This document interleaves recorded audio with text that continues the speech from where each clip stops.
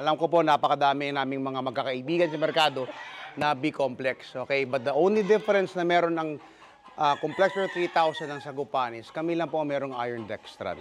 Technically, dito, the best I could explain is iron dextran helps faster in the replenishment ng red blood cells. Okay, ano ba nagagawa ng red blood cells? It helps in the delivery ng fresh oxygen sa muscle, saka sa katawan. Ang resulta, alerto, malakas, mabilis ang ating mga alaga. Ayan po ang Complexor 3000 with iron dextran. Ngayon, paano ginagamit ito? For maintenance, mga kaibigan, okay, 0.5. Ganito. Kasi ang isang tuberculin na ganito ay 1. So, kalahati po nito.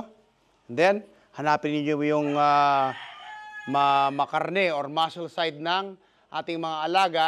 Okay? At ang tusok po, hindi pa ganun. Pa ganun po siya. Towards sa kanyang buntot para ang pasok sa muscle. Okay? So, ito po.